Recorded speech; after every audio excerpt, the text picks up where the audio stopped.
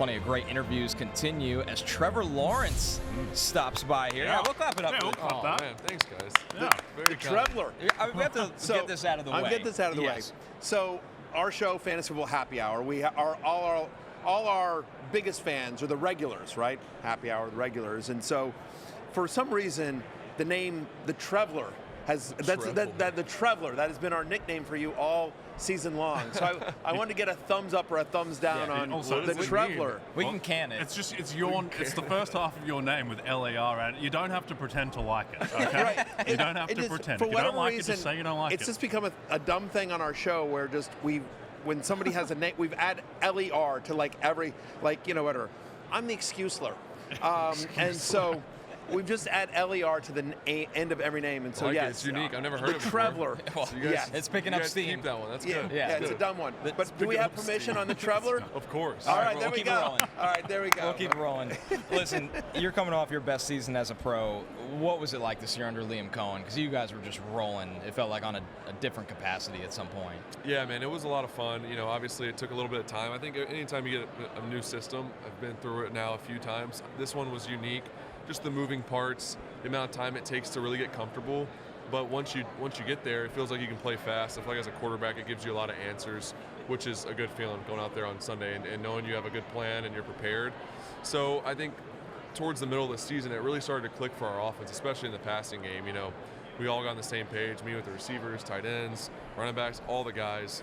And you see us start to take off. We ran the ball well really all year, but it took a little bit of time for the passing game. Usually takes longer, and it was a lot of fun, and our staff did an awesome job. Would you feel like, Trevor, that it really fully 100% clicked in for you up until about the final 6 weeks of the season? Because if you look there on your screen, the final 6 weeks of the season for you were unbelievable. You were the #1 quarterback in all of fantasy football. You obviously had a monster season, leading the Jaguars to the playoffs as well, which is I know what you care about as well. But this stretch from week 12 on was nothing short of fantastic.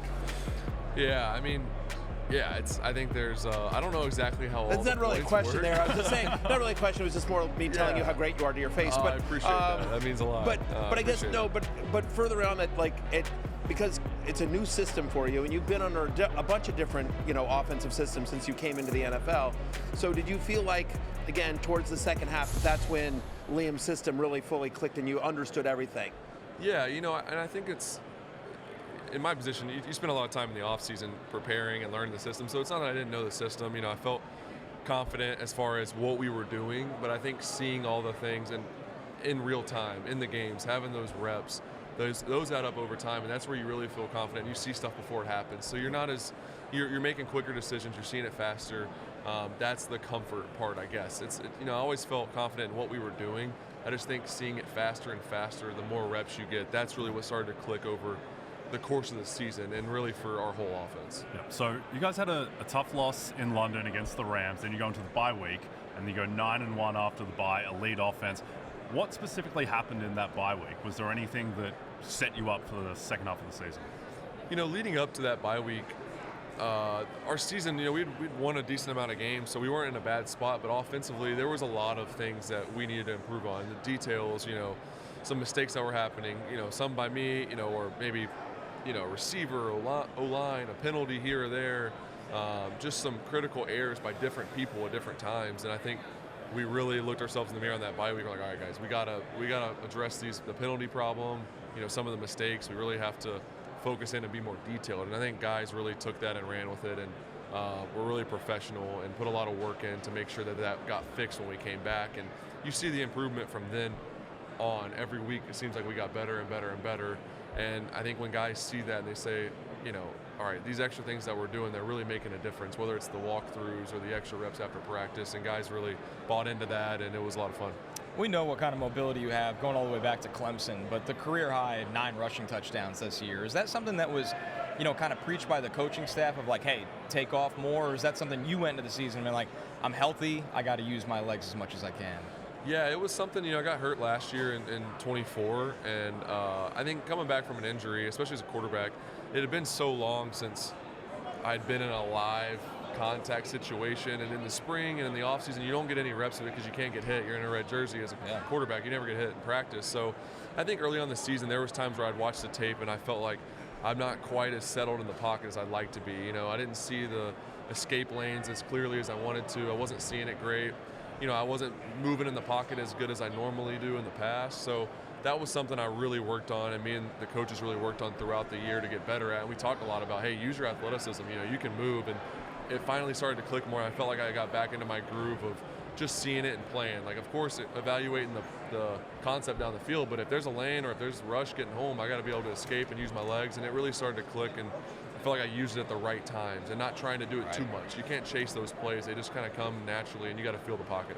Well, it definitely expanded the offense, and, you know, obviously came in some clutch moments here.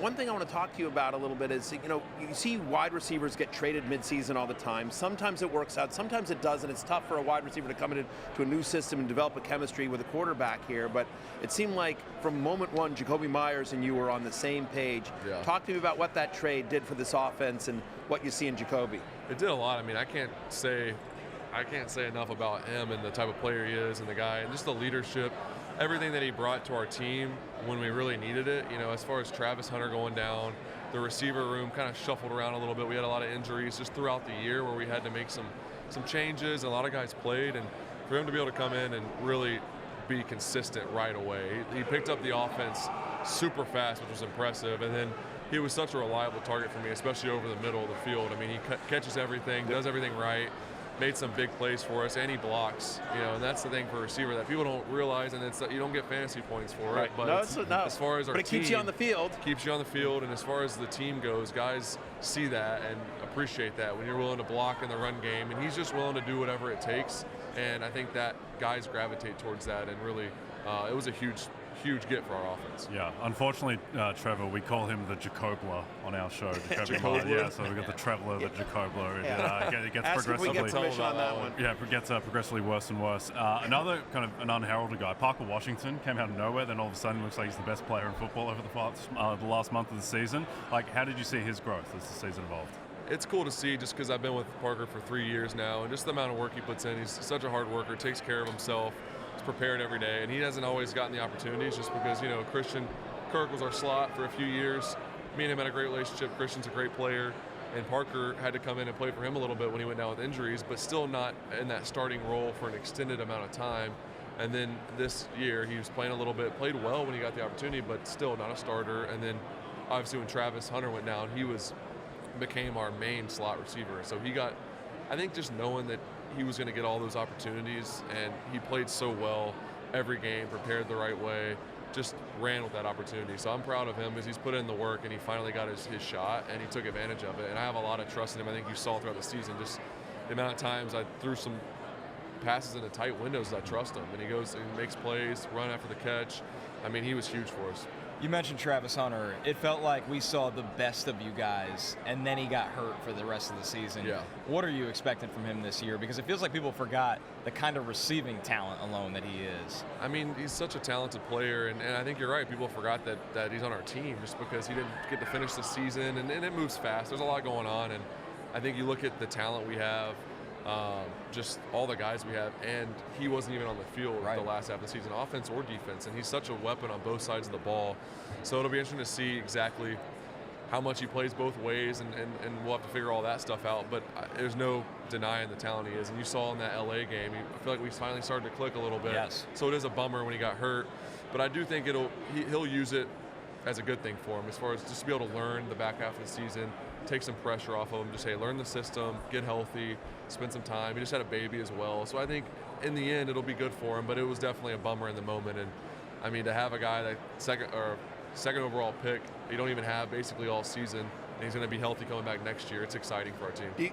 Do you want him on offense, which helps you, or do you want him on defense? Because listen, you're the quarterback of the overall of the team, and he can probably help out on that side of the ball too. Yeah, I mean, he doesn't want to come off the field, so he wants to play both ways. And you know, if there's a guy that can do it, it's him. I mean, he's in crazy shape. I mean, he's never seen a guy run like him just nonstop. I mean, it's impressive. So we'll see. I'm sure he'll play both ways. Who knows if he'll play one more than the other?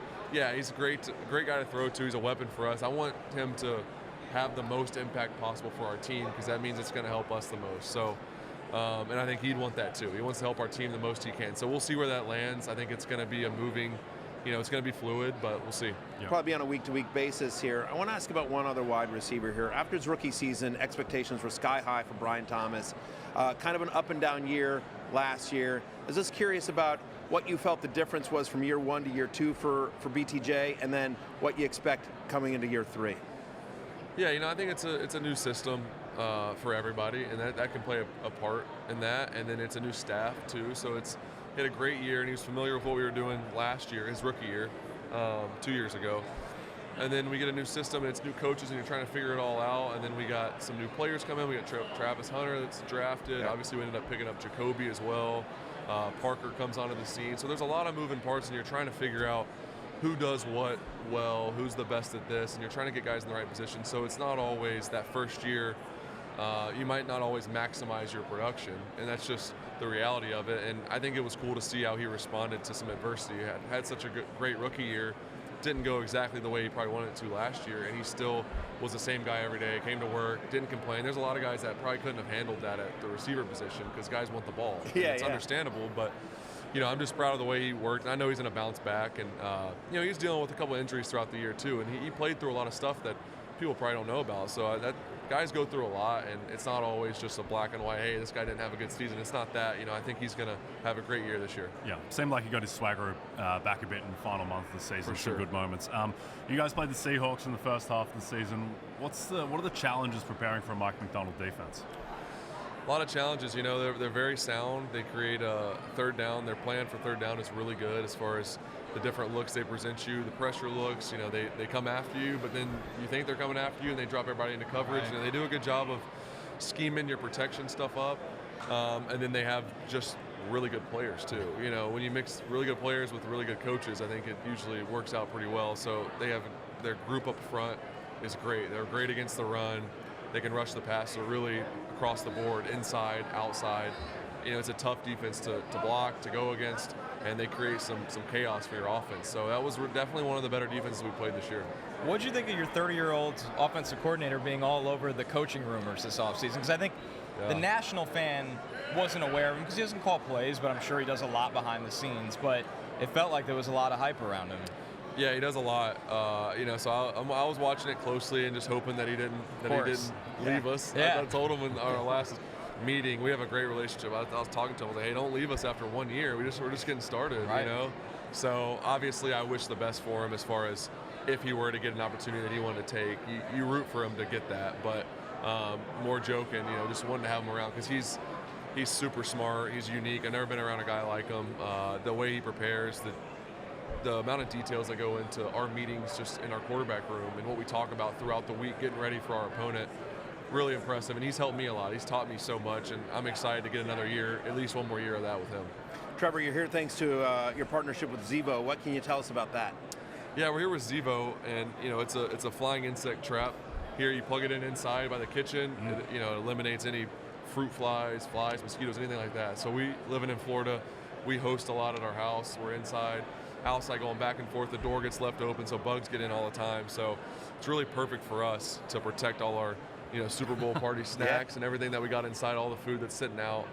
It's great. You guys should check it out. Yeah, thank you for the snacks as well. Yeah, of course. I know you guys look like you need a little snack. So. Yeah, we appreciate it. I have two last questions for you and we'll get you out of here.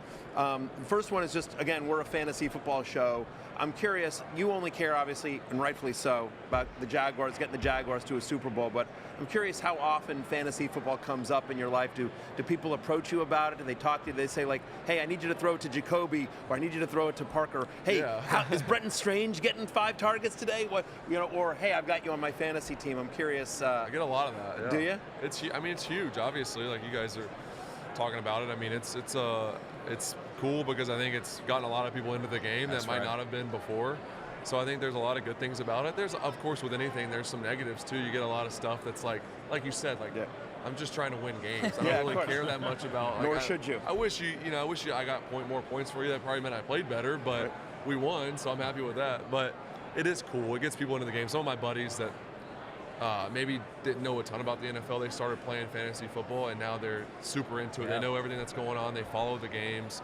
So I think that's the really positive side about it. I always explain that, there's obviously a tremendous amount of Jaguars fans that are rooting for you guys, but the reason anyone knows who Bashal Tutin is because of fantasy football. Like, he was a big fantasy football sleeper and will be next year as well. So I think it adds more of a fan base to national, Bashal shout out. Bashal's a stud. You guys keep your eye on him. He's great.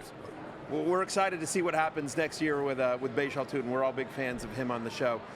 Last thing for us here is, again, our show's called Happy Hour. It takes place in a bar. We do a lot of bar games. We do flip cup, and we do beer pong. So Trevor, we'd like you to do our celebrity pong shot here, if you don't mind. Huh? You got one shot here. Stand up. You can stand up. Do it like a normal beer pong. I'm sure you played a little. I'm sure you played a little beer pong at Clemson in your day. None. Never. First time. Let's go! There he goes. That is why he's one of the best quarterbacks in the NFL. Of course, the quarterback nails it in one shot. Unbelievable appearance from Trevor Lawrence. We can't thank you enough, man. Thank you so much. Thank you to Zivo for having you come by, man. Hey, it's Matthew Berry from NBCSports.com and Rotoworld.com, and I want to thank you so much for watching whatever it is you just watched, or if nothing else, being too lazy to click out of the autoplay after this video started, after whatever it is you actually wanted to watch finished. But now that you're here, I'd like to take a moment here to ask you respectfully now, okay? I'm asking you respectfully to subscribe to the NFL on NBC YouTube channel. You'll get the latest Roto-World fantasy news headlines, all sorts of great shows, including my own Fantasy Football Happy Hour. So go subscribe now. Again, I'm asking respectfully.